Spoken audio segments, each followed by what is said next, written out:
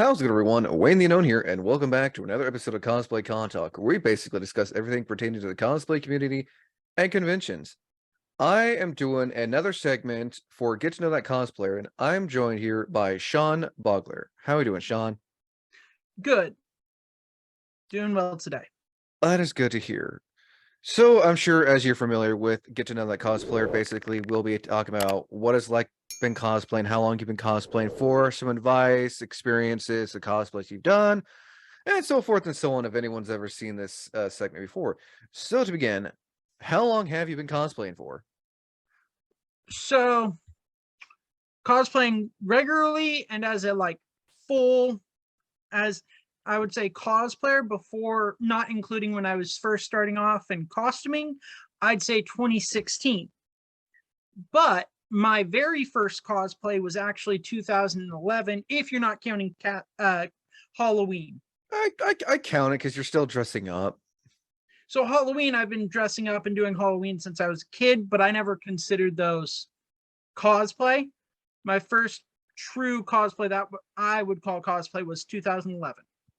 So you're under the category as what I would call a cosplay veteran then. At this point, yeah, I would definitely say I was a cosplay veteran. So what was your very first cosplay and what was your very first convention? So my very first convention was jumping right into it, SDCC, San Diego Comic Con. Oh, you decided, you said, no, I don't want to do the small cons. I just want to like go basically, forget like the county fair. I want to go straight to Disneyland. Yep, I went full blown. And that was actually the summer between my junior and senior year of high school. Ooh, that's what year was that in? That was 2011. Wow, oh yeah, that's like right around like I said that's like peak cosplay for anyone who's like I feel like 2009, 2011, those like that 3 years, that span of 3 years right there is like when everyone was finding out about cosplay. I think that's when Comic-Con, from what I've talked to older cosplayers and people who'd been in the cosplay community longer, that was when it really started kind of entering the mainstream.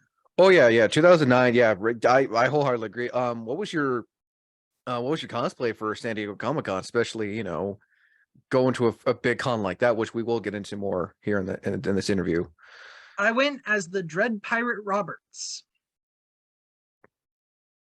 Nice, Dread Pirate. Yes. For anyone who's wondering why I'm looking down, I've as I've mentioned before, I am now writing down the cosplays that the person talks about, so I don't have to ask them later when it comes to their interview. The Dread Pirate Roberts. Who is he from? The Princess Bride, Wesley. Oh, okay. I like Carrie Eloise's character. Yes. Nice. Yep. How did you come about doing that outfit? So, it started off as I was actually more going to just be a ninja, just wear all black, have a headband and bandana. But then when I went to the store, I couldn't find any like katanas or short swords, but I did find a rapier. So I was like, well, Dread Pirate Roberts, as you wish. It works. I mean, yeah, that's pretty cool, so though. because I kind of had this idea in my head, and this is actually a bit of advice to anybody who wants to get into cosplay. You do not have to go to a con in cosplay. No, I kind of had this idea that you had to be in cosplay to go. I mean, that somehow there would be a guard at the gate that if you didn't have a costume, you couldn't go in. Given the time, like 2011, like that, the mid 2000s, when cosplay was becoming so much bigger here in the States, I can see where that mindset would come from. But no, I mean, San Diego Comic Con, I mean, and the best thing is you don't have to like pay to go to San Diego Comic Con. That's like if you want to go indoors, because there's always stuff outside from what I've heard. So have you never been to SDCC?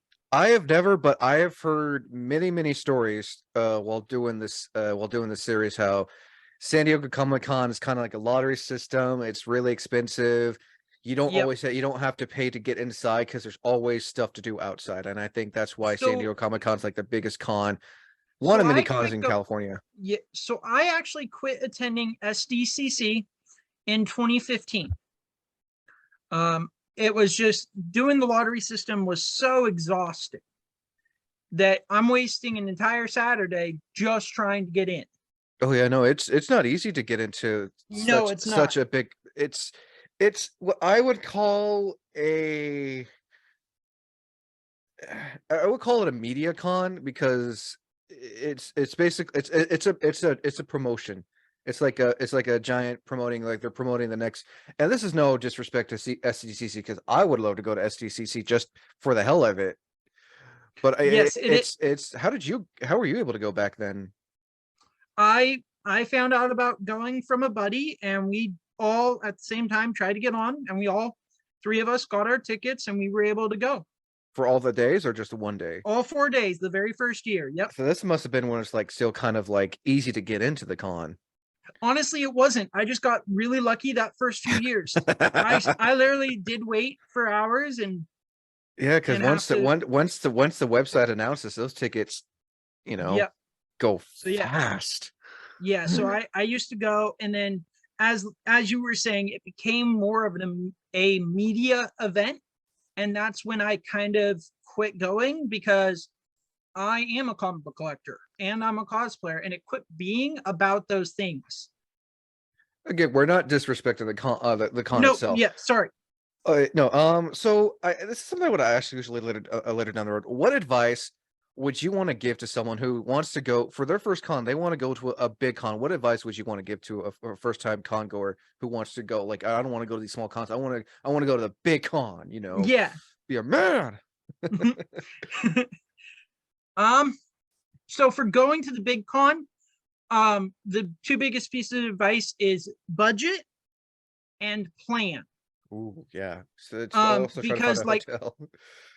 yeah, even if you live in the city of this big con that you're going to, once you get there, and parking and travel and food and everything just builds and builds and builds until you've spent $200 and you have no money left. And it's so easy to, especially when you are shopping, it is so easy to run out of money so quickly. And then on the plan, it's so easy to run out of time so fast that by the time the con is done, you only got to see half of the showroom because you were doing panels, or you see all of the showroom, but you never got to see any panels. So you really got to figure out what you're going to the con for. So I wholeheartedly agree. Budget and have a plan. Because definitely the big cons, they have a lot going on, and there's always a little short time to do it. For the 4 years that you were going to SDCC, what was your experience like? It was great fun. I went as Constantine a few times because he was getting his show. I went as a bunch of different characters. Learned a lot about just understanding that even though you're on the water, things still get hot, and understanding also that budgeting aspect. Was a good time. Learned make sure to have your phone charged. Oh yeah. I kept learning almost every year I went. There was something new about both cosplay, comic books, and the community that I learned about understanding that place that you're at, both from a being safe, not starving, not tiring yourself out too quickly. All of those things just add up. Oh, I believe it. And that's still, to this day, that is always one of my biggest pieces is, if you're doing a 3 or a 4 day con, do not wear yourself out trying to see everything in that one day. No, I wholeheartedly agree. And plus you don't have to cosplay for all the days either. Exactly. That is also true. Yes.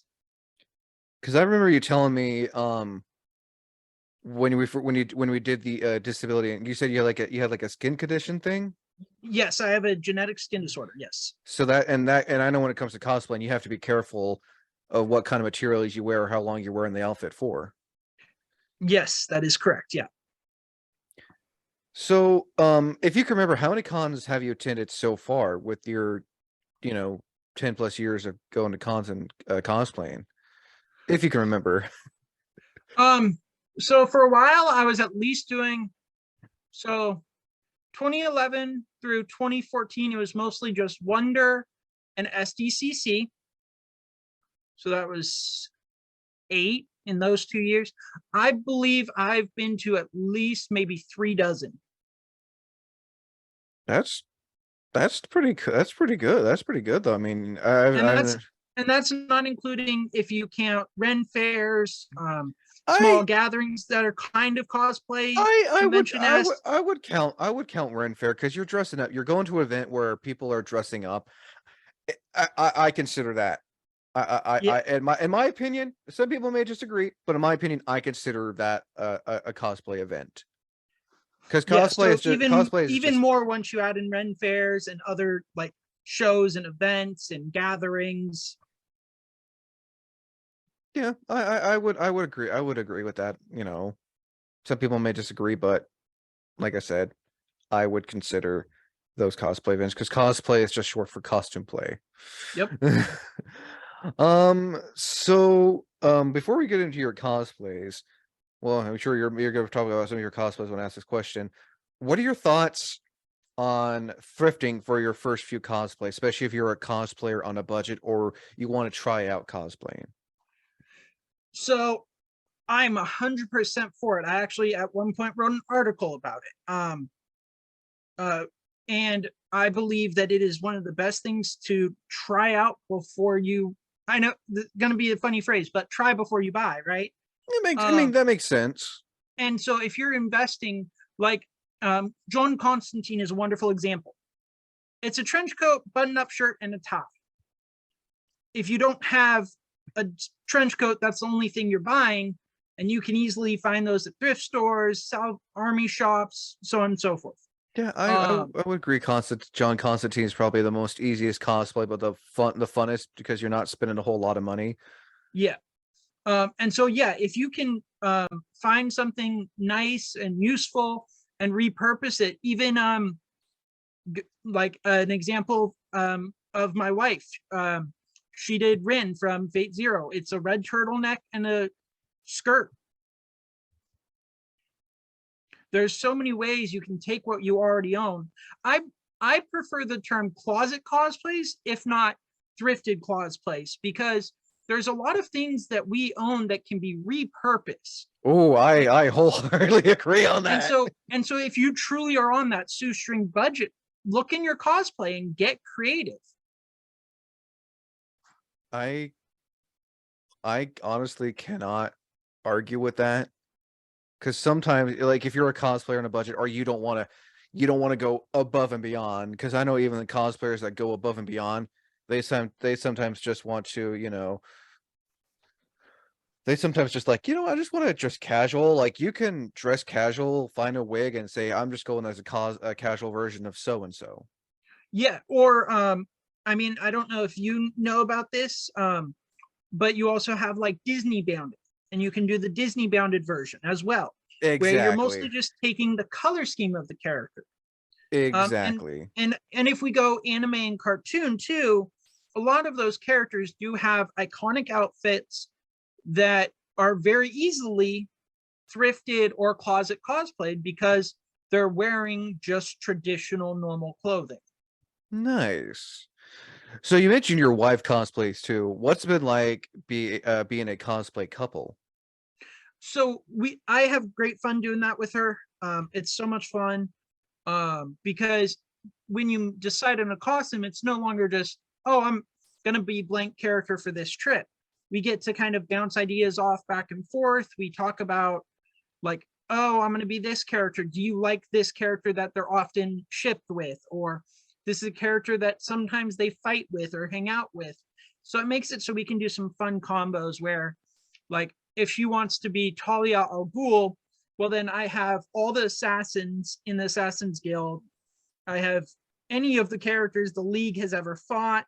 So you can do a lot of stuff where you wouldn't call it a couple itself, but the characters do interact enough that you can do different things with it. And so that's been a lot of fun. Nice. What are some I guess the term matching cosplays that you and your wife have done? Yeah, we've definitely done a few. We've done John and Z, a boatload.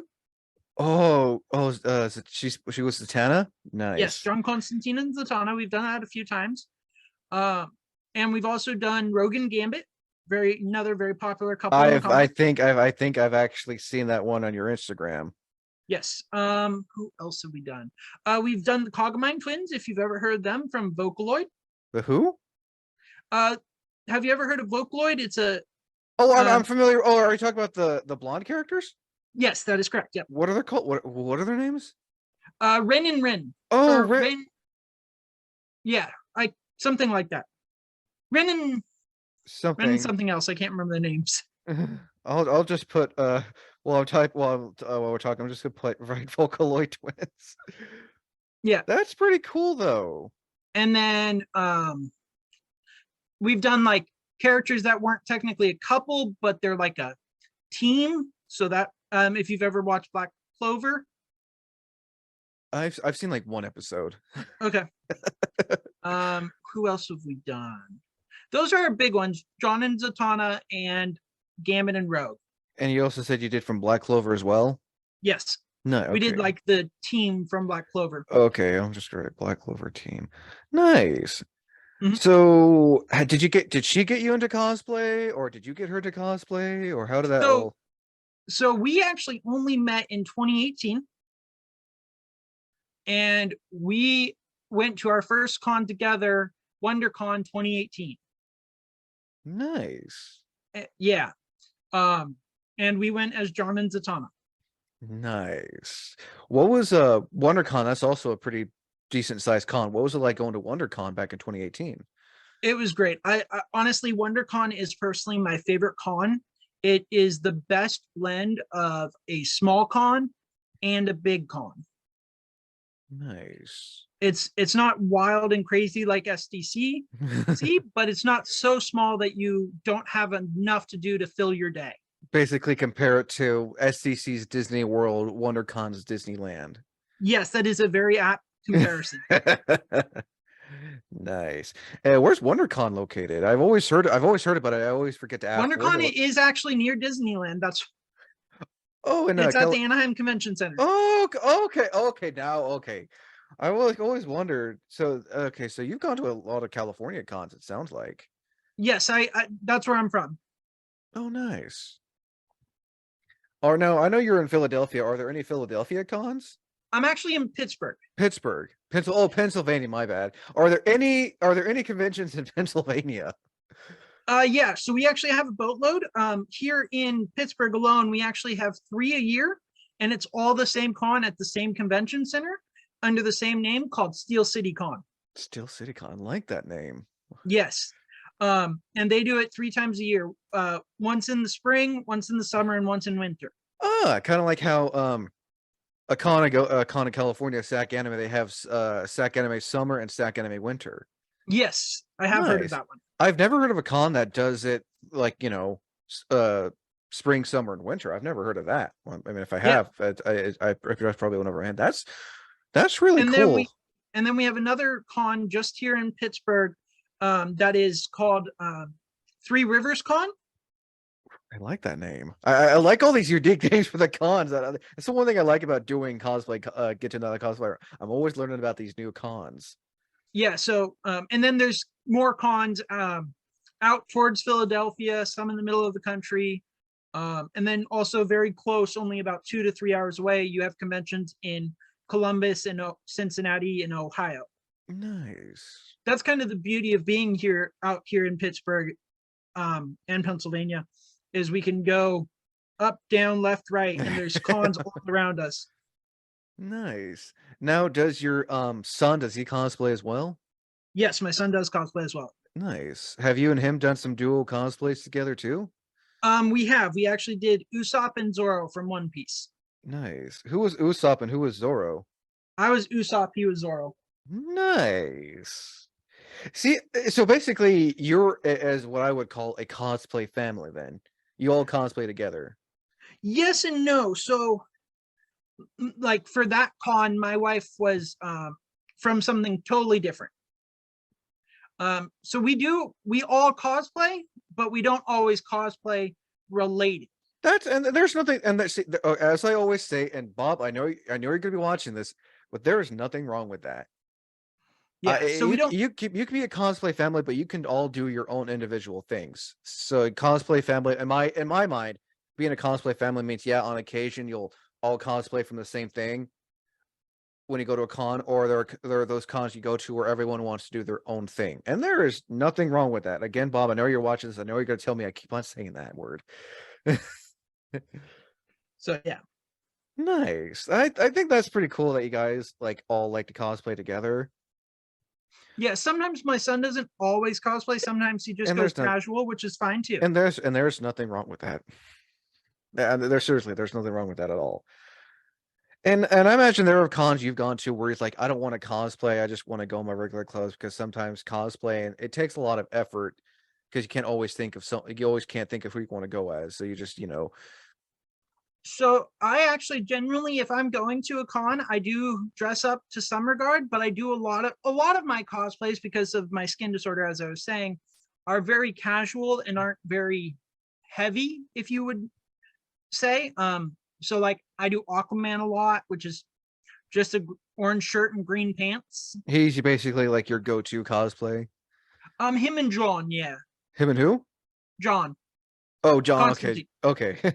Yeah, I mean, then there's nothing wrong with having as it would be put your comfort cosplay. That's like a character Yes, you'll cosplay any given time you can because they're your favorite. yeah, I cosplay Constantine a lot just because it's so simple. I don't know. I saw your Aquaman cosplay photos where you're at like what, the beach, I think it was. Yes, Nice. And that's also one I think also like doing like when you're cosplaying a character, going to certain parts of an area where that matches with the theme is pretty cool. yes. So that actually was at an event. It was not a con per se. It was a cosplay gathering at the beach, as Nice. like with the anime episodes, how they have the beach day. Oh, yeah, those episodes are always something else. Oh, yeah.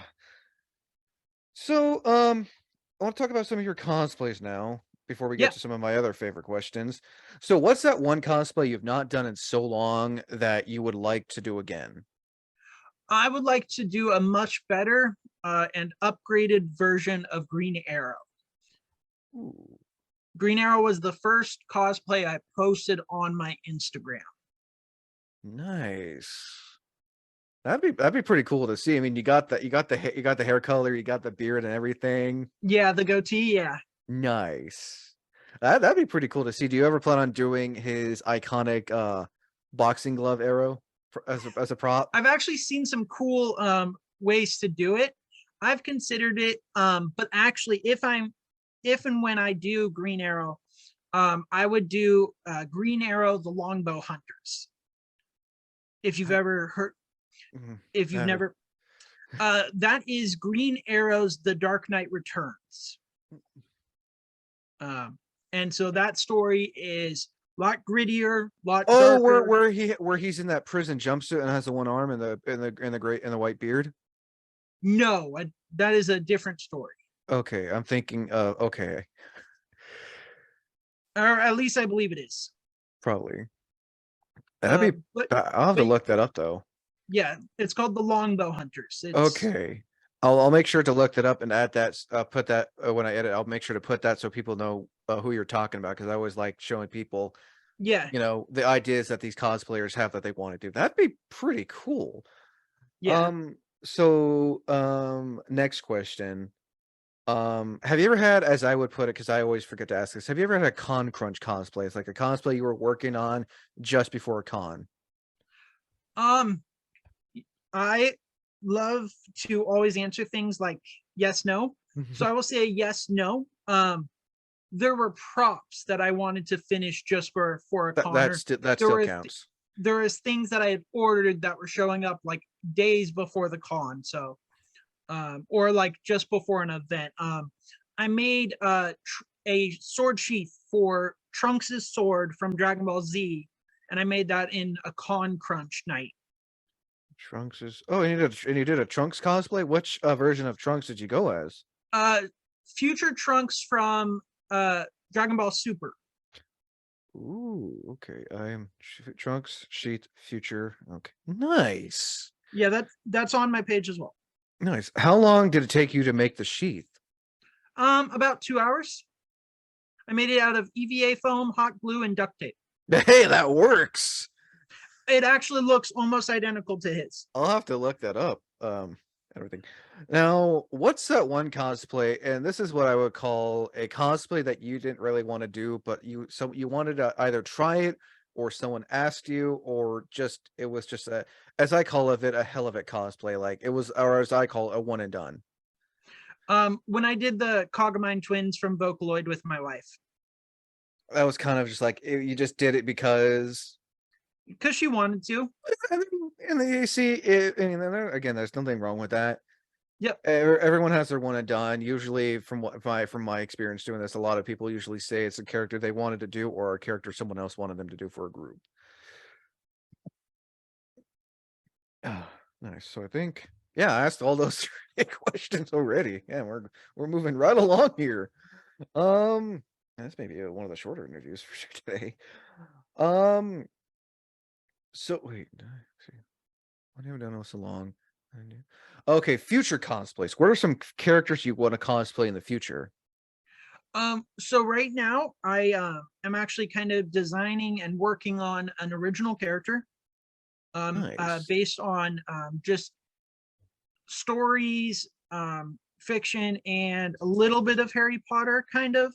The idea is a potions broker from Harry Potter, essentially, or in the Harry Potter world, or the Wild West. Potions broker. Yeah, you Like actually an alchemist kind of cowboy kind of character. nice, and you actually did a cowboy cosplay. Who was that character that you did? That was just me, I guess you could say. That was me back in the Wild West. Cowboy cosplay. I want to add that to the list of characters you did. Any other future cosplays you have that you would love to do? Oh, the dream, and I've said this before, will always be to get an authentic scale male Aqua Man, but right now the price is just Oh, out there. like the Jason Momoa one.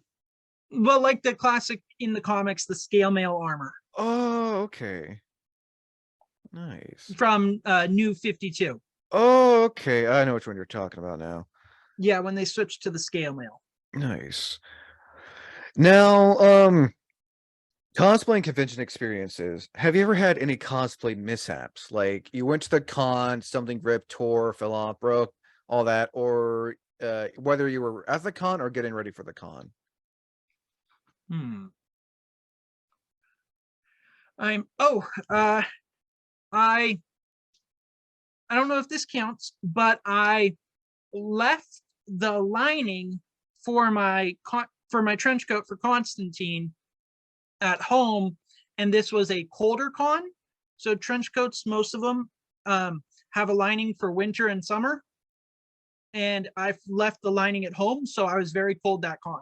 Oh no. I was dry, but I was cold. No, I mean, I guess I would kind of consider it's something you forgot, I guess, would also count in that line. And Now something breaking or truly forgotten, I can't think of anything. that's okay. Now my favorite one, cosplay in the convention horror stories. What are some horror stories you like to share from conventions that you've gone to? Basically, it's just it was a weird experience, something like you made you like, did that just actually happen in a weird way? The only one, because I've actually had mostly really wonderful experiences, but the really bad one that I will say is I completely forgot my charger for my phone, and my phone was at 0%. Oh I was no. staying at a nearby hotel, but my buddy had the keys, the room key, and I couldn't get a hold of them for like 4 hours, and I was asking everybody I could meet for a phone charger. So I miss out on half the con just trying to get a hold of my buddies. Oh man, and not many people have phone chargers on them at cons. Exactly. So that was like, I was taking videos and so many pictures that my phone just died on me and I didn't have my charger Mm, on me.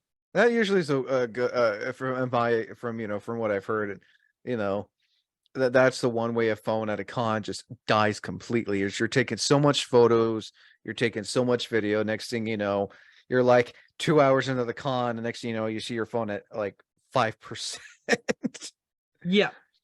Have you like considered? I mean, and this is not like in like poking fun at or any way. Have you considered like bringing like a power bank with you for Oh, con?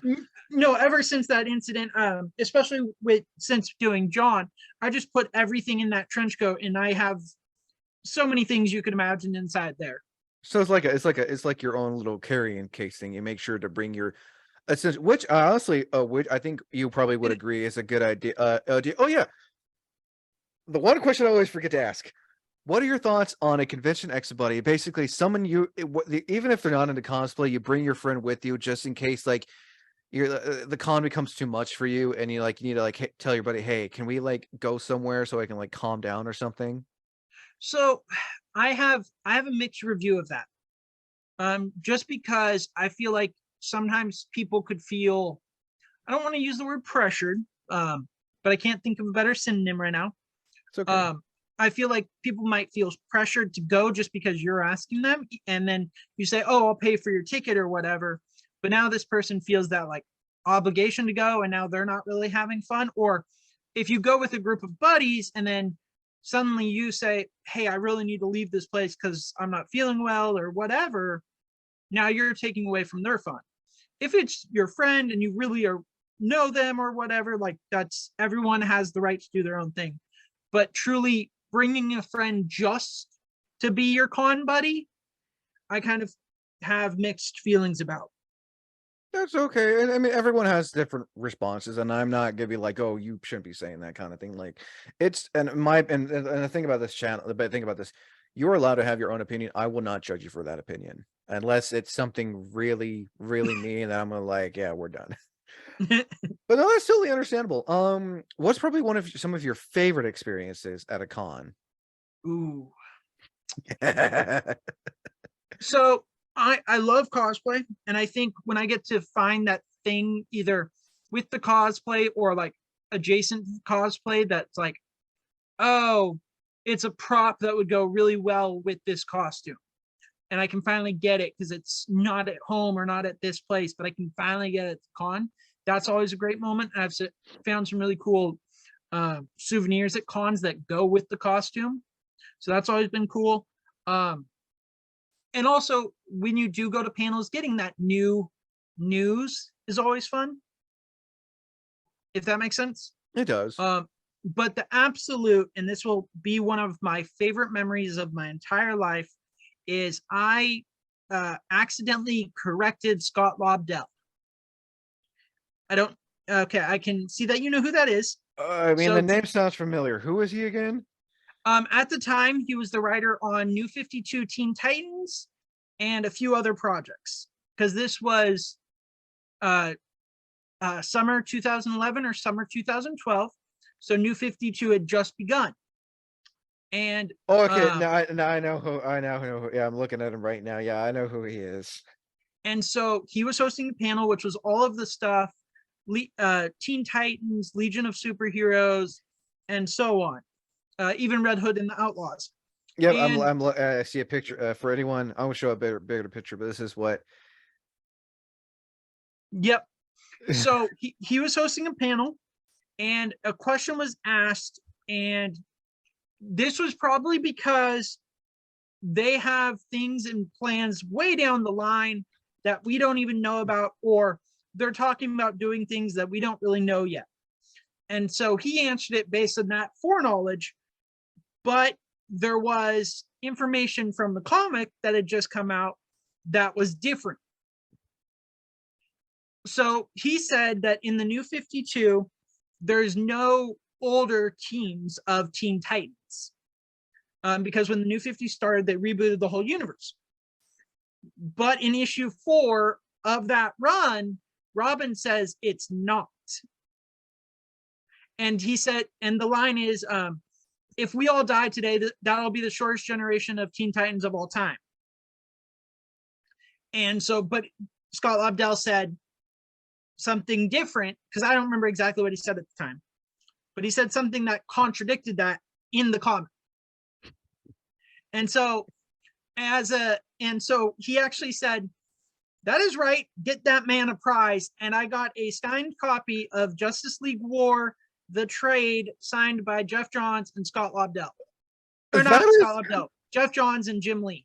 That is, I mean, to get an autographed comic by probably one of the two most iconic comic book creators in the DC universe for something that, for something that you, accidentally answered. Oh, I moved too fast.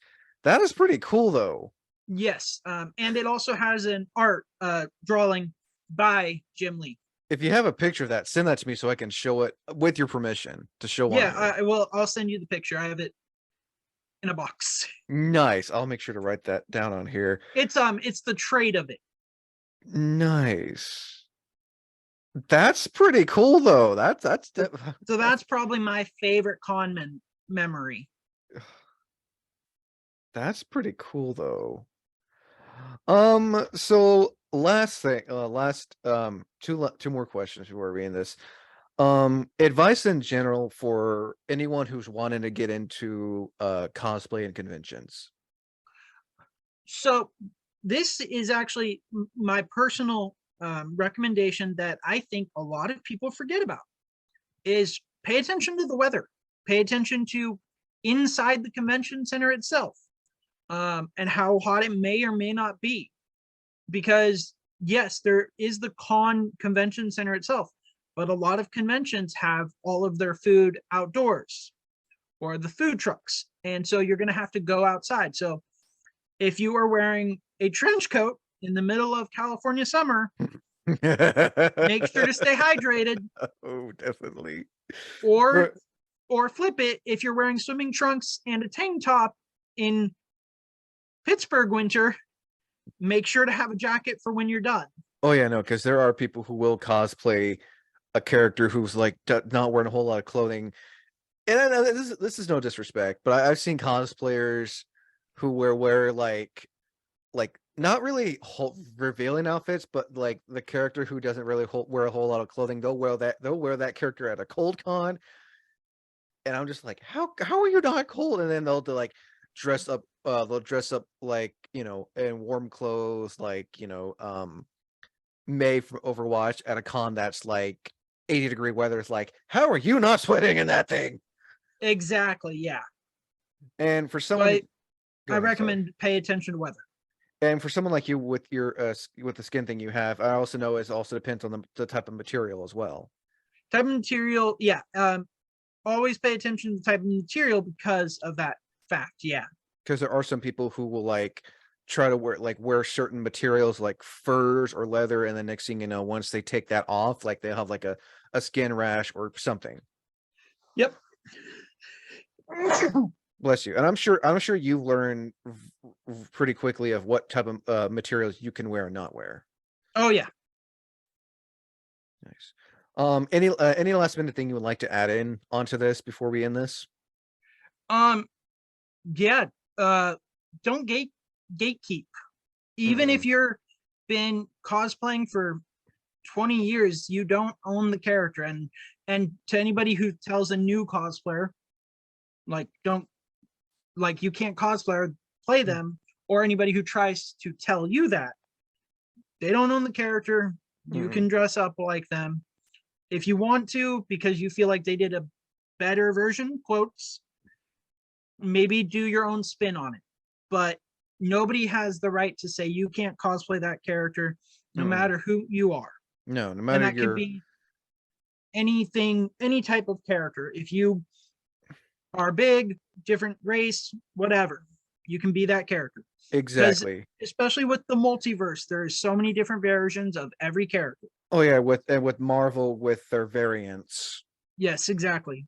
So yeah, I wholeheartedly agree that you should be able to cosplay whoever you want. Just don't blackface, and you know, be careful if you're cosplaying like certain disabled characters, because you know, you may be able to, like, be all normal afterwards, but someone who's disabled cosplaying a character, they're not able to, but yeah, no, I wholeheartedly agree on that. Don't ever Yep. never gatekeep. Cosplay is, you're meant to have fun. You're cosplaying a character that you've always, and yeah. Yeah, no, I wholeheartedly agree on that. Anything else? Have a good time. Oh, I mean, yeah, that's always the best thing to do. Um, So, yeah. oh, actually, here's another one. Is that I don't know if this makes sense, but don't try and bite off too much to chew. If this really is your beginning and you're just starting out, there's enough simpler characters that you can be that you don't need to be somebody incredible for your first attempt. If you want to, that's up to you. But I know from my first attempts trying to make props, it does not always go well and you end up wasting material. That's really sound advice. Yeah, no, no, don't go if you like if you're scared, because I know when people first find out about cosplay, they'll like look up cosplay, and next thing you know, you'll see pictures of these big build or well-known cosplayers, and people will automatically think, oh, that's cosplay. Oh no, I don't want to do that. And that's another reason why I do this segment, is hearing all these cosplayers who've done this for a few years and are not so well known, but they enjoy it. Hearing their experiences, it's always the best thing. Like, I really appreciate you telling me your experience, and yeah, no, I agree. Yeah, I've, Dude, I've don't. got to meet some incredible, both incredible cosplayers and incredible people in the industry from doing this. I've gotten to meet a few times now, Eric and Julia Lee Wald. If anybody knows who they are, they created X-Men in the 90s. Oh, nice. The They're, 90s TV show. yep, they were the lead. Nice. They were the lead creative writer. Nice. That's really cool. Well, I think that should do it again. Sean, thank you for coming on to Cosplay Contalks, get to know that cosplayer, and also, again, for coming on for another Cosplay Contalk episode. Yeah, of course. If you're wanting to look at more of Sean's cosplays, with your permission, people can follow you on Instagram. Yep. Nice. Sean Bogler. Nice. No dots, no spaces. SEAN spelling of Sean. Nice. Well, again, Sean, thank you for coming on to Cosplay Contalk. Always looking forward to talking to you again some more. And as always, I'm Wayne the Unknown. Thank you for listening, and until next time, thank you for watching.